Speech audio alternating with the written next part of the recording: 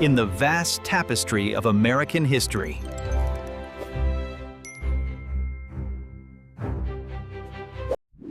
Greetings, financial history enthusiasts. Today, we embark on a fascinating journey, uncovering the fortunes or sometimes. Our first president, George Washington, was arguably the wealthiest man to ever hold the office. His iconic Mount Vernon estate wasn't just a home. It was a sprawling, innovative agricultural enterprise. Moving from Washington's vast estates, we find John Adams, a man of intellect and law, whose wealth was famous. Adams was known for his financial carefulness. His primary asset beyond his income was his family farm in Braintree. Next, Thomas Jefferson, a man of grand vision, but whose finances were a constant struggle. His immenseness. Jefferson's passion for books, architecture, and innovative farming led to extravagant spending. Despite his vast changes, James Madison, often called the father of the Constitution, shared similar financial foundations with his predecessors. His estate, Montpelier, was primarily an agricultural operation. While not as grand as Washington's, it provided a presence. James Monroe, the last of the Virginia dynasty, faced perhaps the most severe financial struggles of the early presidents. Extensive public service, coupled with less than stellar financial management, and the demands of entertaining as a diplomat and president drove him. Andrew Jackson, a stark contrast to his predecessors, was a true self-made man. His fortune was forged. Jackson's Hermitage estate in Tennessee became a highly successful, diversified plantation. His business venture. Martin Van Buren, a master of political maneuvering, built his wealth primarily through his extensive political career. His estate, Lindenwold, reflected his comfortable rather than opulent lifestyle. His wealth was sustained. William Henry Harrison, though from an aristocratic Virginia family, is a unique case. His wealth was tied to land and family, but his presidency was tragically brief. His wealth primarily stemmed from inherited land, particularly his Grouseland estate in Indiana. It was a subject. John Tyler, Harrison's successor, was another Virginian planter. His wealth, like many of his southern contemporaries. Sherwood Forest was a self-sustaining operation, allowing Tyler to live a comfortable life. Despite the political turmoil of innocence, James K. Polk, often called Young Hickory, was a meticulous and driven individual. His wealth stemmed from a success. Polk was renowned for his methodical approach, not just in politics, but also in his finances. His plantations were mentioned. Zachary Taylor, Old Rough and Ready, was a career military officer. His wealth, like many Southern elite, his extensive plantations were his main source of income, providing a stable foundation throughout his distinguished military career. Millard Fillmore represents the classic American self-made man. Rising from poverty, he built a substantial fortune through his success. Fillmore was known for his prudence, carefully saving his earnings from law and his political salaries. This allowed Franklin Pierce, a New Hampshire native, inherited land and built a solid financial foundation through a distinguished legal career. His financial standing allowed for a comfortable lifestyle. His legal earnings, combined with modest landholdings. James Buchanan, a seasoned politician and skilled lawyer, amassed significant wealth over his long career. His estate, Wheatland, was a testament to his financial success. Purchased with his own earnings, it was Abraham Lincoln, perhaps the most iconic log cabin to White House story. His wealth was built not on inheritance. Lincoln was known for his integrity and meticulousness, which translated into his finances. His legal earnings provided a. Andrew Johnson, like Lincoln, rose from humble beginnings. His wealth grew from his successful tailor shop, astute real estate. Johnson was particularly shrewd in real estate, accumulating property in his home state of Tennessee. These investments.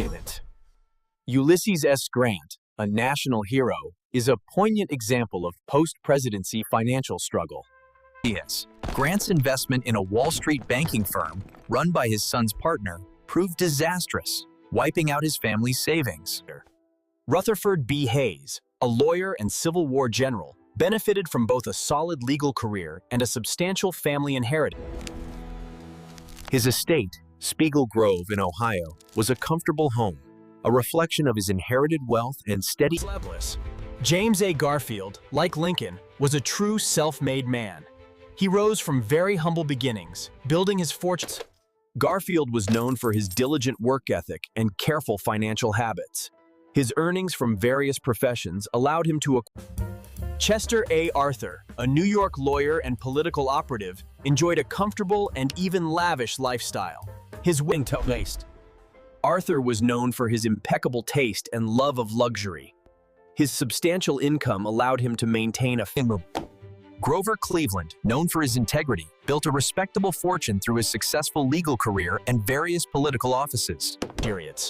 Cleveland was financially astute, ensuring his earnings provided long-term security. After his 2 non-consecutive terms, Benjamin Harrison, a prominent Indiana lawyer and grandson of President William Henry Harrison, inherited a comfortable position. Harrison's successful legal practice and income from his political career provided him with a comfortable life in Indianapolis. William McKinley, a Civil War hero and dedicated public servant, maintained a modest but comfortable financial standing. McKinley lived comfortably, but never amassed a huge fortune. His financial life was characterized by careful management. Yes, sir. Theodore Roosevelt, a man of boundless energy, was born into significant inherited wealth. However, he didn't rely on it. While well off, Roosevelt actively earned income through his prolific writing. His Sagamore Hill estate was a... William Howard Taft, the only man to be both president and Chief Justice, built his considerable wealth. Taft's long career in high-paying positions allowed him to live a comfortable life. He was fiscally conservative, ensuring... Woodrow Wilson, a respected academic before entering politics, built his wealth through his professorships, university presidents. Wilson was known for his frugal nature, ensuring his earnings provided modest security. His commitment was to public service. Warren G. Harding, a successful Ohio newspaper publisher, built considerable wealth through his media business before entering national politics. Harding's ownership of the Marion Star newspaper was a significant source of his wealth. It provided him with both financial security and political. Calvin Coolidge, famously Silent Cal, epitomized frugality.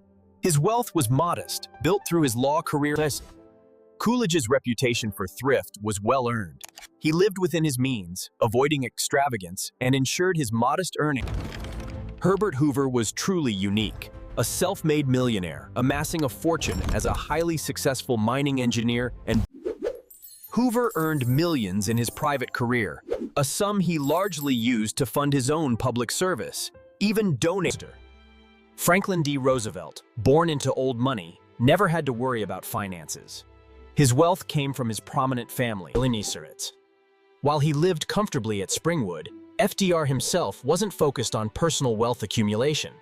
His inheritance, Harry S. Truman, the quintessential man of the people, was a president of very modest means.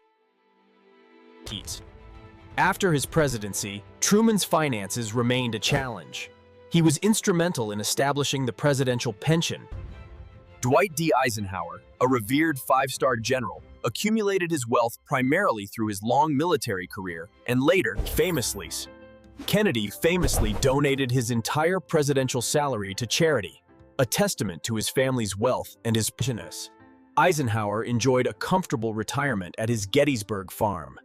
His military pension, combined with significant earnings. John F. Kennedy hailed from one of America's wealthiest and most politically powerful families.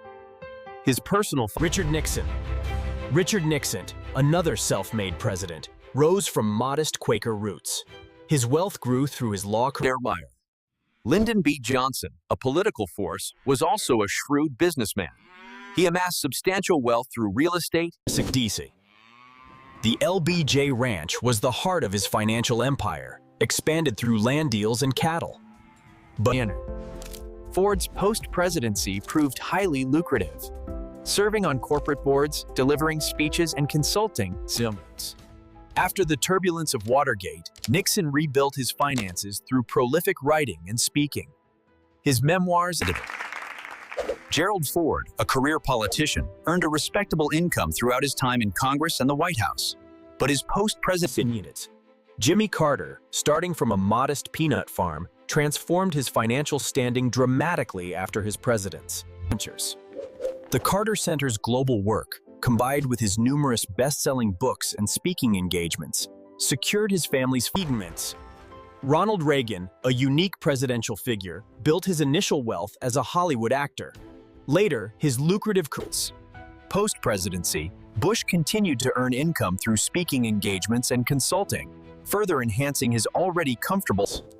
After leaving office, Reagan commanded substantial speaking fees and earned handsomely from his memoirs. This secured a highly. And so, George H.W. Bush was born into a prominent, wealthy family, but he forged his own path to fortune. Bill Pickens, Bill Clinton, a brilliant lawyer and politician, saw his net worth explode after leaving the White House. His global speaking engagements commanded staggering fees, and his best-selling autobiography cemented his financial. George W. Bush, born into a prominent family, also carved his own financial path. His wealth stemmed from business ventures. After leaving office, George W. Bush maintained a robust post-presidency career, earning millions from public speaking and Barack Obama, a true self-made success story, built his wealth through his career as a civil rights lawyer, law professor. Post-presidency, the Obamas leveraged their global appeal. Massive book advances, hugely popular speaking tours. Joe Biden, a career public servant, built a respectable fortune over decades in politics. His wealth significantly. Donald Trump, a billionaire businessman and real estate magnate, entered the presidency with a fortune built on inherited wealth and abundances. Trump's fortune was, and is, primarily tied to vast real estate holdings and his global brand. After his time as vice president, Biden earned millions through his best-selling books and a busy speaking circuit. This period. Looking back, the early president's wealth was predominantly tied to land, vast estates, agricultural production, and. As the nation grew, the 19th century saw a shift. While land remained important, wealth increasingly came. The 20th century introduced new paths, military careers, sustained public service incomes, and even early. And in the modern era, the landscape transformed again. Post-presidency, book deals, and lucrative global. The modern world offers unparalleled financial opportunities for former presidents. Their unique status and global. This evolution highlights a significant shift from presidents often struggling financially or relying on inherited wealth. Ultimately, understanding each president's wealth offers a unique lens into America's economic history. Their personal, from land gained through difficult histories to today's multi-million-dollar deals, these stories come with their own. Each president's financial story is a thread in the rich tapestry of American history, offering insight into their character. Thank you for joining us on this enlightening exploration of presidential wealth. Until next time.